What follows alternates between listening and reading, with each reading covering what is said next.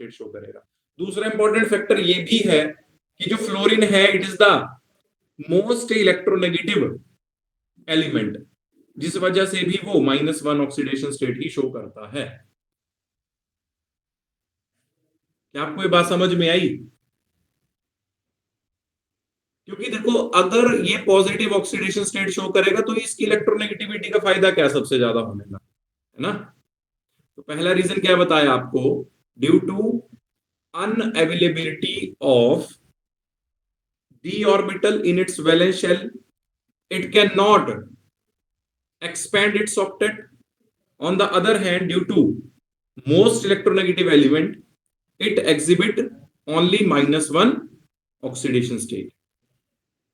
ठीक है, तो ये क्वेश्चन आपसे पूछा जा सकता है कि कौन सी हेलोजन जो है वो केवल और केवल -1 ऑक्सीडेशन स्टेट ही शो करती है, तो उसका आंसर होगा फिर फ्लोरीन। क्या आपको ये बात क्लियर हुई? Yes sir. यस और नो? ओके, अगर क्लियर हो गई है जी तो अच्छी बात है, आगे चलते हैं। नेक्स्ट है इसमें अब बॉइलिंग पॉइंट। बॉइलिंग पॉइंट, तो अगर बॉइलिंग पॉइंट की बात करता हूं तो बॉइलिंग पॉइंट का ऑर्डर क्या रहना चाहिए यहाँ पे आपके हिसाब से? What is the order of boiling point? अब देखो HF में हाइड्रोजन बॉन्डिंग ज्यादा हो जाती है, जिस वजह से HF का बॉइलिंग पॉइंट सबसे ज्यादा होता है। उसके बाद HI, फिर HBr, फिर HCl, ये ऑर्डर बॉइलिंग पॉइंट का आता है, तो प्लीज इसको भी याद रखना। अब बात करता हूं एसिडिक स्ट्रेंथ का ऑर्डर। अब अगर एसिडिक स्ट्रेंथ की बात करता हूं तो क्या एसिडिक स्ट्रेंथ का ऑर्डर क्या आना चाहिए जी आपके हिसाब से? What is the order of acidic strength? आप मुझे एक चीज बताओ कि जैसे मैंने ये लिखा है hydrogen fluoride, hydrogen iodide, hydrogen bromide, hydrogen chloride, इनमें सबसे इजीली H पॉजिटिव रिलीज कौन करेगा? HCl। HCl, HI। देखो ना, मैं वही बात आ गई कि फ्रेंडशिप वाली की फर्स्ट क्लास के बच्चे की फ्रेंडशिप अगर 10th क्लास के साथ है तो उसको तोड़ने के लिए वो ज्यादा टाइम नहीं लगेगा, है ना? क्योंकि दोनों के मेच्योरिटी लेवल अलग अलग होंगे। सर HI की क्यों होगी? क्योंकि मैम देखो ना, HI की अगर बात करता हूं तो यहां पर जो आयोडीन है, आयोडीन में कौन सा ऑर्बिटल यूज हो रहा है बॉन्ड फॉर्मेशन? देखो हाइड्रोजन का तो 1s ही यूज हो रहा है। और यहाँ पर कौन सा यूज हो रहा है? देखो फ्लोरीन में हो गया आपके पास 2p, क्लोरीन में 3p, 4p और 5p। तो फर्स्ट क्लास की फ्रेंडशिप फिफ्थ क्लास के साथ उसको तोड़ना बहुत आसान है, क्योंकि आयोडीन का साइज बहुत बड़ा है, हाइड्रोजन का साइज बहुत छोटा है। तो देखो न्यूक्लियस के डिस्टेंस कितने ज्यादा है। अब इंटर न्यूक्लियर डिस्टेंस अगर बहुत ज्यादा है तो उस बॉन्ड को तोड़ना आसान है। अगर बॉन्ड इजीली टूटेगा तो वहां से H पॉजिटिव जल्दी रिलीज होगा, H पॉजिटिव जल्दी रिलीज होगा तो एसिडिक स्ट्रेंथ ज्यादा होगी। ठीक है जी, तो यहां पर एसिडिक स्ट्रेंथ का ऑर्डर क्या आता है? HI, then HBr, then HCl, then HF। ये भी याद रखना, इंपॉर्टेंट क्वेश्चन बन सकता है। हाँ, ये वैसे भी बोल सकते हैं सर, फ्लोरीन का HF का साइज जो होगा फिर छोटा होगा और नीचे की तरफ जाएंगे फ्लोरीन, क्लोरीन, ब्रोमीन, आयोडीन, तो हाँ उससे एक्चुअली हम इसको ऐसे बोल सकते हैं कि डाउन द ग्रुप जाने पर साइज इंक्रीज हो रहा है। ठीक है, देखो साइड एटम हाइड्रोजन तो सब जगह कॉमन है, बट जो साइड एटम है उसका size down the group increase हो रहा है। साइज इंक्रीज होने का मतलब कि दो चीजों के बीच में जो बॉन्ड बना है उनके बीच की न्यूक्लियस की दूरी जो है वो इंक्रीज हो रही है। अगर इंटरन्यूक्लियर डिस्टेंस बढ़ रहा है तो कहीं ना कहीं बॉन्ड लेंथ भी बढ़ रही है, बॉन्ड लेंथ बढ़ रही है तो उस बॉन्ड को तोड़ना आसान। ये सर थोड़ा सा वो कंफ्यूजन हो गया, आई वाज थिंकिंग कि फ्लोरीन के बाद वो क्लोरीन बोल के। Okay sir, no issue. ठीक है जी, तो यहां तक क्लियर हो गया सबको? यस। ओके, अब देखो, अब अगर इसके ऑक्साइड्स की बात करता हूं, ये जो हेलोजेंस होते हैं ये कौन कौन से ऑक्साइड बनाते हैं? तो जो फ्लोरीन होता है वो केवल और केवल 2 ऑक्साइड बनाता है।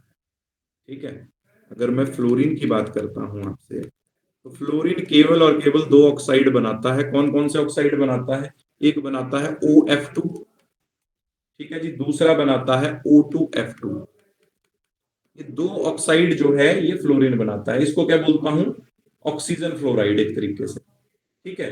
और जो दूसरे हेलोजेंस मेरे पास बचे वो किस ऑक्सीडेशन स्टेट में, वो +1 से लेकर +7 तक ऑक्सीडेशन स्टेट में क्या बनाते हैं आपके पास, ऑक्साइड बनाते हैं। क्या आपको ये बात क्लियर हुई? बोलने का मतलब ये हुआ कि जो फ्लोरीन है वो केवल और केवल ये दो ही ऑक्साइड बनाएगा। अब अगर आप इसमें ऑक्सीडेशन स्टेट देखोगे फ्लोरीन का तो कितना आएगा, निकाल के देखो जी। OF2 में फ्लोरीन का ऑक्सीडेशन स्टेट कितना है?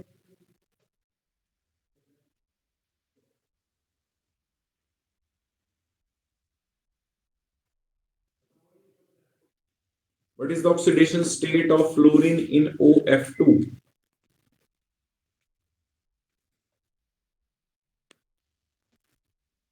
इतना टाइम नहीं लगेगा जी, जल्दी बताओ।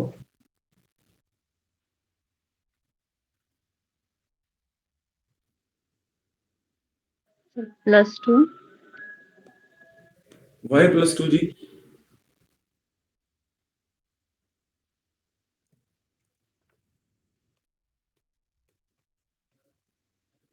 फ्लोरीन का निकालना है, जिसका निकालना उसको x मान लिया, तो कितने हैं यहाँ पर, 2 हैं, 2x। एक ऑक्सीजन पे -2 will be equal to 0, 2x equal to 2x will be equal to 2/2, that will be equal to 1। पर अब यहां पर हम एक गलती कर रहे हैं। क्या गलती कर रहे हैं कि ध्यान रखना, जब मैंने आपको ऑक्सीडेशन स्टेट निकालना सिखाया था, आप सभी ने ऐसे ऑक्सीडेशन स्टेट निकाला होगा, ऐसे ही निकाला है जी, यस और नो? अब देखो यहां पर बात, मैंने आपको एक चीज बताई थी कि ऑक्सीजन जब भी किसके साथ हो, फ्लोरीन के साथ होती है, तो उसके ऊपर चार्ज -2 नहीं होता है, उसके ऊपर चार्ज होता है +2। याद है आपको ये बात? आपको ये बात याद होनी चाहिए जी। तो यहां पर ऑक्सीडेशन स्टेट -1 आती है, क्योंकि ऑक्सीजन के कंपैरिजन में फ्लोरीन ज्यादा इलेक्ट्रोनेगेटिव है ना। तो फ्लोरीन के साथ जब भी ऑक्सीजन होगा तो उसके ऊपर चार्ज -2 नहीं होता है। समझ गए इस बात को? Yes sir. Okay. Next property की अगर बात करता हूं आपसे, तो नेक्स्ट प्रॉपर्टी है मेरे पास मेटालिक कैरेक्टर। ठीक है।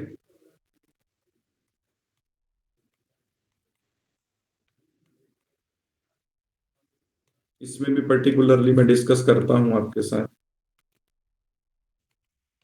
आयनिक character.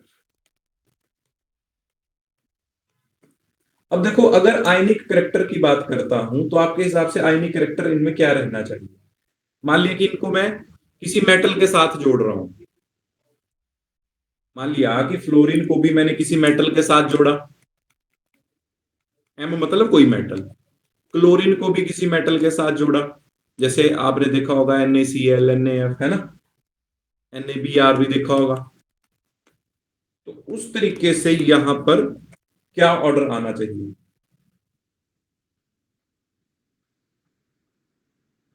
Sir increased on the group. Okay.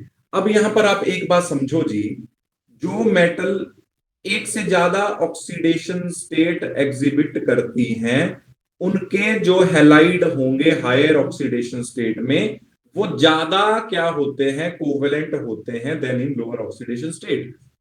मैं अगेन अपनी बात रिपीट करता हूं। अब देखो यहां पर हमें पता है कि फ्लोरीन एक ही ऑक्सीडेशन स्टेट शो करती है, दैट इज -1। फ्लोरीन को छोड़कर दूसरे जितने भी हेलोजेंस हैं वो +1 से लेकर +7 तक ऑक्सीडेशन स्टेट शो करते हैं अलॉन्ग विद -1। तो जो उनके मेटल के साथ ये हेलाइड हैं, वो हायर ऑक्सीडेशन स्टेट में ज्यादा कोवेलेंट होते हैं as that of in lower oxidation state. तो यहां पर अगर आयनिक कैरेक्टर की बात करता हूं तो जो फ्लोराइड होगा जब वो किसी मेटल के साथ जुड़ेगा तो वहां पर आयनिक कैरेक्टर सबसे ज्यादा होगा, फिर क्लोराइड में, फिर ब्रोमाइड में और फिर आयोडाइड। प्लीज ये बात ध्यान रखेंगे।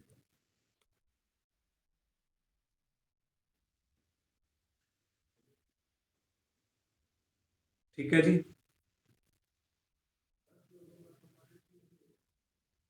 अब यहाँ पर कुछ इंपॉर्टेंट कंपाउंड्स हैं क्लोरीन के, जैसे क्लोरीन कैसे बनता है या हाइड्रोक्लोरिक एसिड के बारे में आपने सुना होगा, वो अब हम देखते हैं इसमें। तो यहां तक आपको क्लियर हो गया? प्लीज इस बात को ध्यान रखना।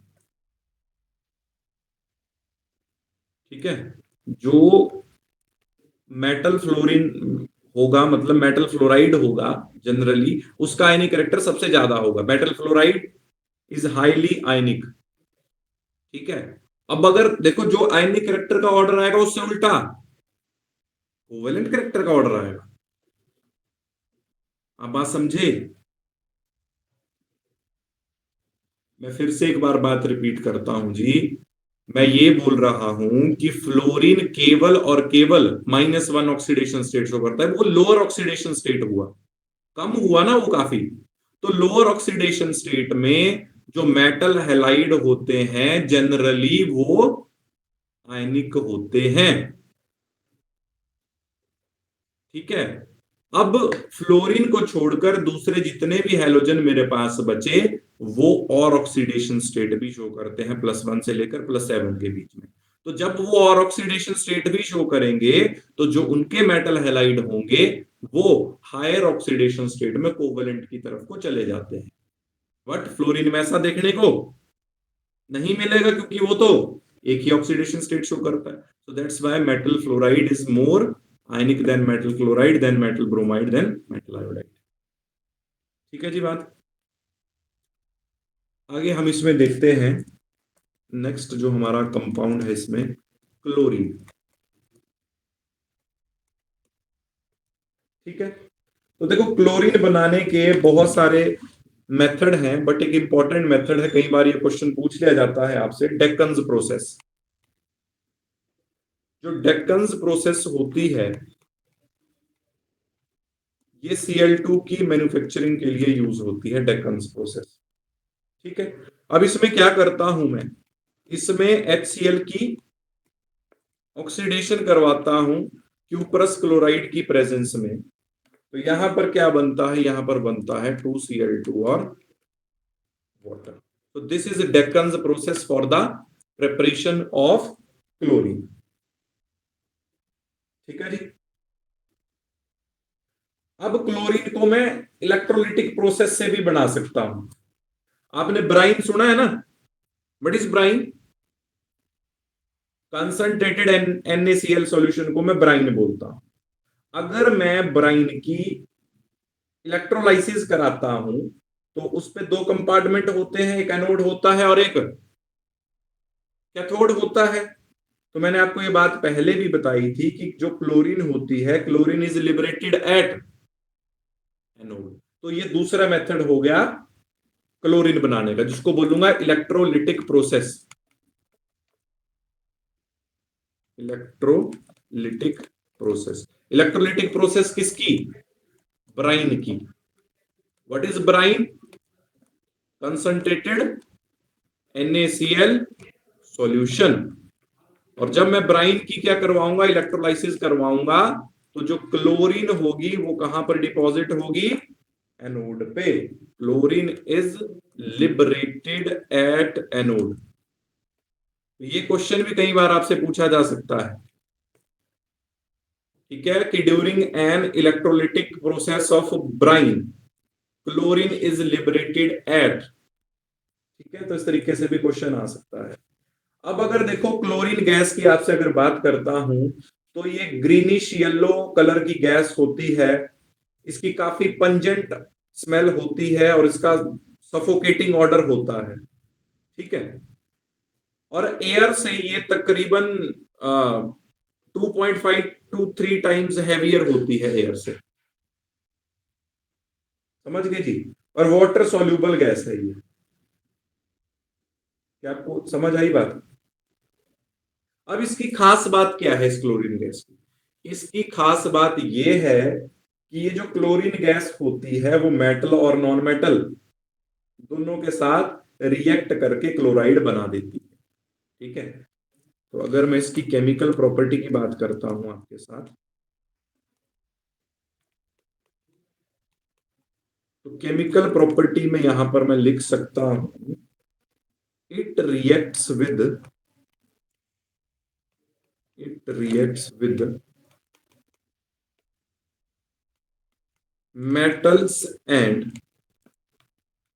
non-metals to form chlorides. For example, जैसे मान लिया कि मैंने एल्यूमिनियम का रिएक्शन Cl2 के साथ करवाया, क्या बनेगा यहां पर बनेगा AlCl3। ठीक है, तो यहां पर 3 बना है, यहां पर 3 से टू द 6 और यहां पर 2 से, और ये भी कितने बन जाएंगे, 2 बन जाएंगे।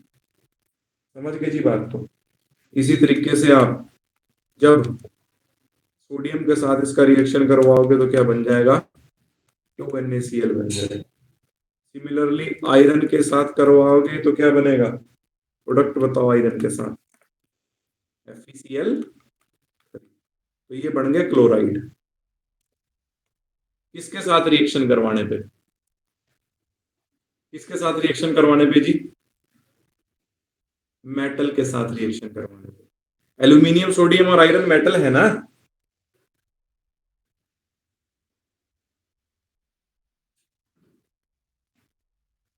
अब मैंने आपको एक बात और बोली कि यहां पर लिखा है it react with metal and non metal to form chloride. ठीक है, मेटल के साथ आपको क्लोराइड बना के बता दिया। अब सिमिलरली जब मैं फॉस्फोरस के साथ या सल्फर के साथ इसकी भी क्या करवाता हूं, क्लोरीनेशन करवाता हूं। ठीक है, तो यहां पर बन जाता है PCl3 और यहां पर बन जाता है S2Cl2। ठीक है, तो ध्यान रखना, जो क्लोरीन गैस होती है it will react with metal and non metal to form chlorides. ठीक है जी, इतनी बात आपको समझ में आ गई।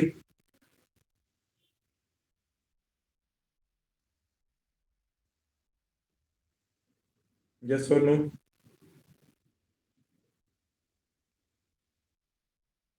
Yes, sir. Okay, next chemical property है इसकी रिएक्शन विद एल्केलीज। एल्केलीज किसको बोलता हूं जी, व्हाट आर एल्केलीज?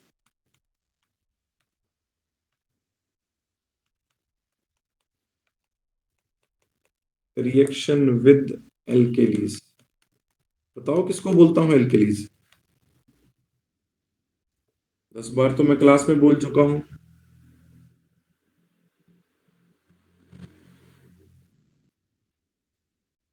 बेसिस को एल्केलीज बोलते हैं जी, है ना।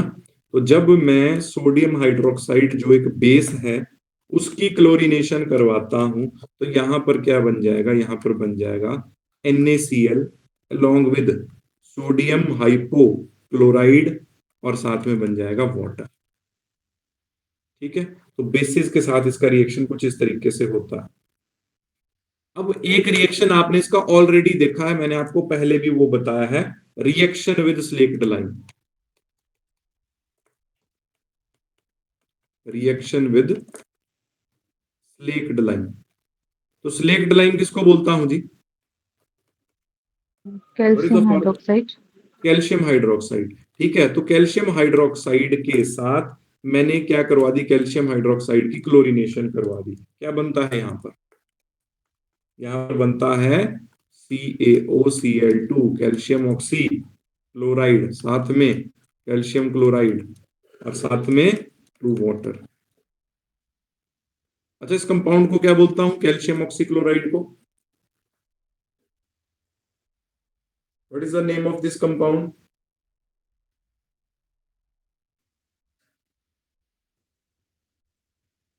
Bleaching powder. This is bleaching powder, है ना, कैल्शियम हाइपोक्लोराइड। ध्यान रखेंगे जी, इसको ब्लीचिंग पाउडर बोलते हैं, है ना। ब्लीचिंग पाउडर कैसे बनता है? क्लोरीनेशन करवानी पड़ती है स्लेक्ट लाइम की, है ना? समझ गए जी बात को?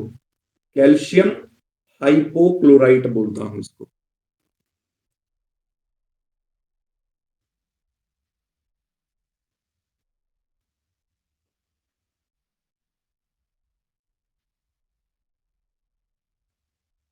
क्लियर है इतना? Yes, sir. ओके, आगे चलते हैं जी। और क्लोरीन की क्या क्या प्रॉपर्टीज होती हैं वो भी हम देखते हैं। ये as an oxidising agent act करती है और साथ में ये ब्लीचिंग एजेंट भी एक्ट करती है।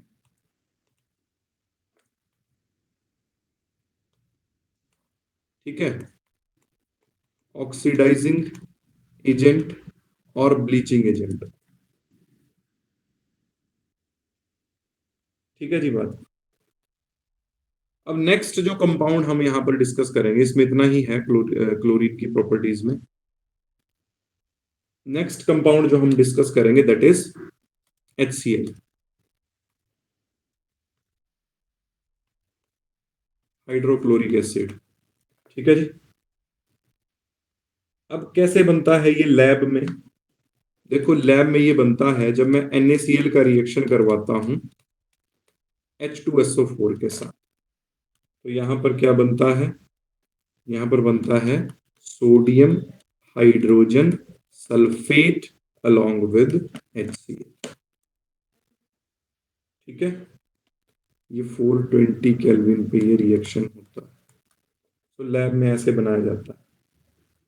ठीक है, अब HCl एक गैस है जिसकी पंजेंट स्मेल होती है। ये इजीली लिक्विफाई हो जाता है and it is extremely soluble in water. ये HCl की कुछ प्रॉपर्टीज मैंने आपको बताई। कलरलेस, पंजेंट स्मेलिंग गैस, है ना, easily liquefy and it is extremely soluble in water. ठीक है, अब अगर इसकी केमिकल प्रॉपर्टीज की बात करता हूं आपसे, केमिकल प्रॉपर्टीज की बात करता हूं तो पहला आ जाएगा it decomposes salt of weaker acids. जैसे मान लिया कि मैंने सोडियम कार्बोनेट लिया। ठीक है, अब सोडियम कार्बोनेट का रिएक्शन जब मैंने HCl के साथ करवाया, आप बताओ मुझे यहां पर क्या बनना चाहिए? क्या बनेगा जी यहां पे? यहां पर बनेगा 2NaCl, साथ में H2O और कार्बन CO2। ठीक है, जो विकर एसिड के सॉल्ट होते हैं ये उनको क्या कर देता है? डिकम्पोज कर देता। अब ये Na2CO3 विकर एसिड का सॉल्ट कैसे हुआ? आप मुझे एक्सप्लेन कर सकते हैं क्या? कैसे बना होगा Na2CO3? How Na2CO3 is form?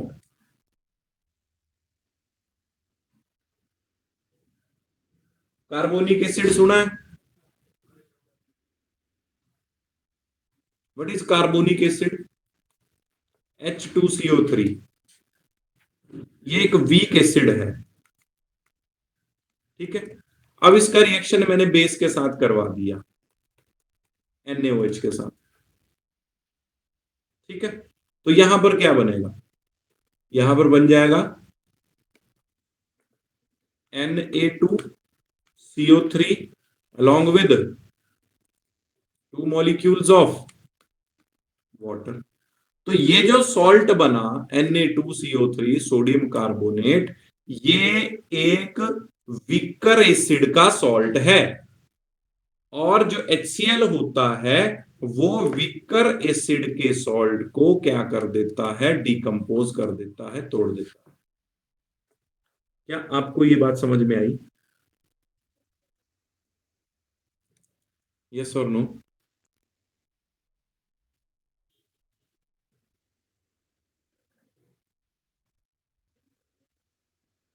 Please जल्दी रिप्लाई किया करें जी।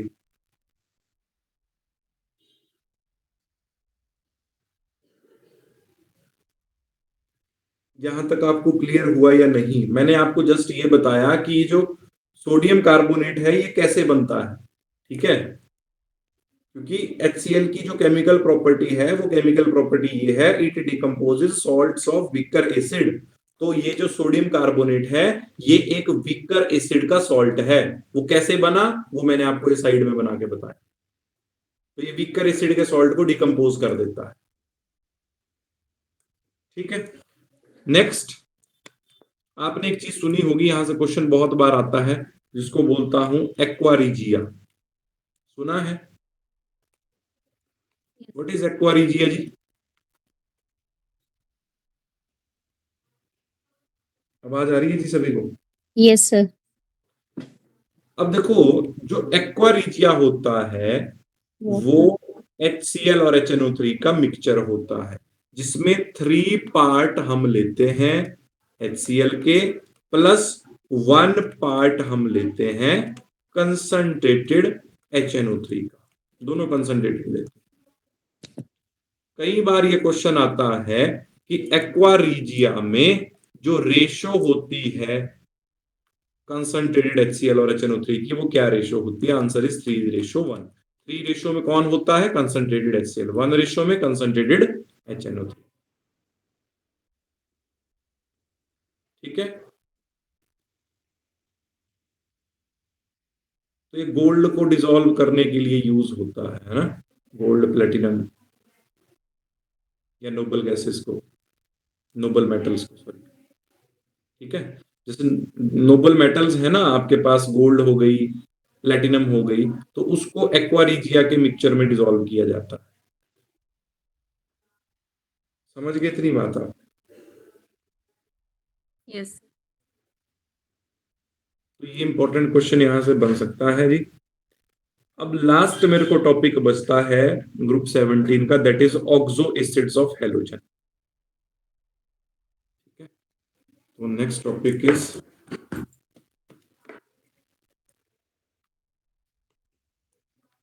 Oxo acids of halogens.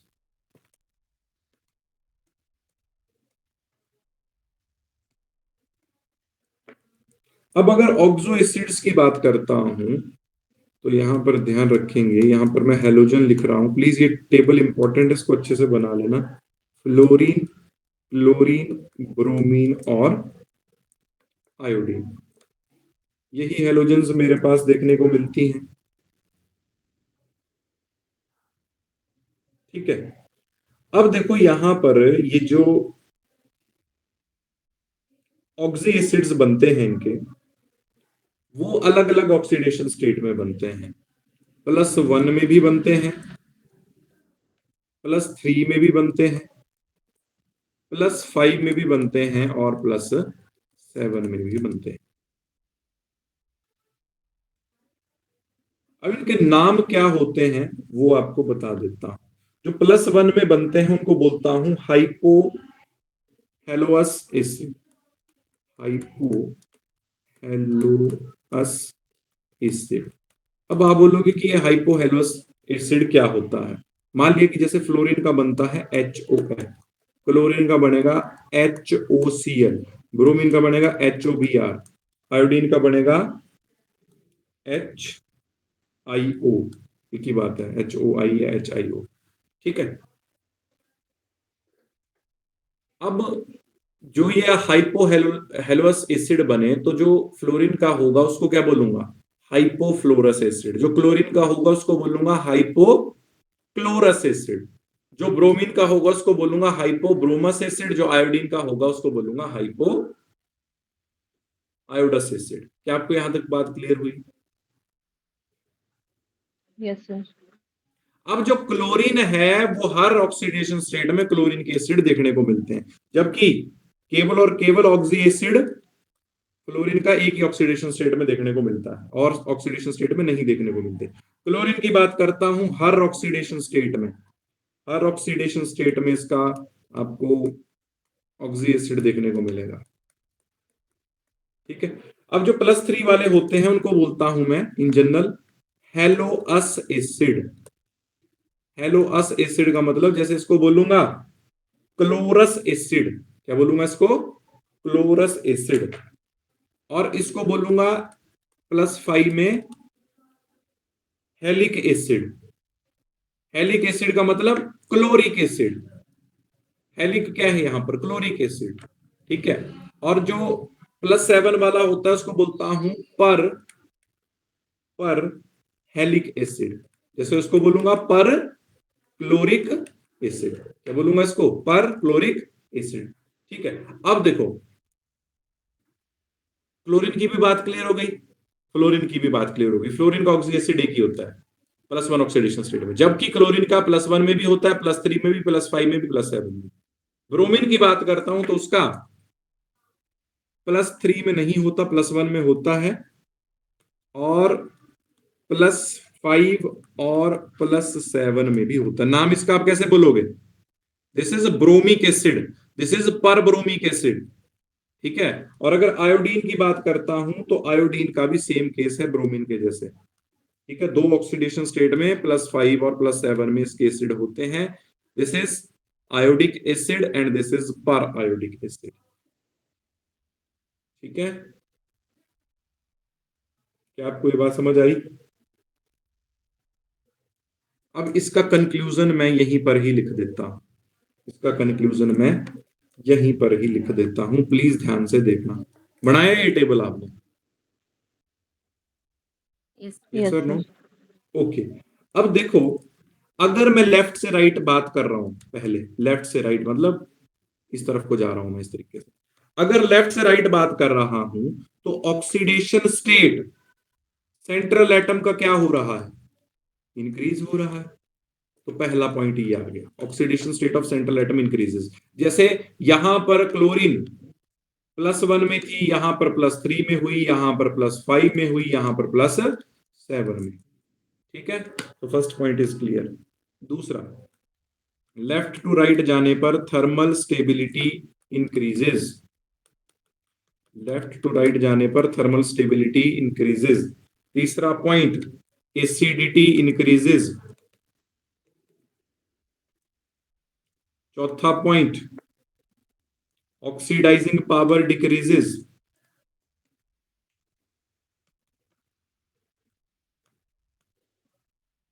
ठीक है, तो ये क्राइटेरिया लेफ्ट टू राइट चलेगा। अब टॉप टू बॉटम बोलूंगा तो ये चीजें उल्टी हो जाएंगी, है ना। अगर मैं इस सिनेरियो में बात करता हूं, इस सिनेरियो, तो इस सिनेरियो में थर्मल स्टेबिलिटी डिक्रीजेस,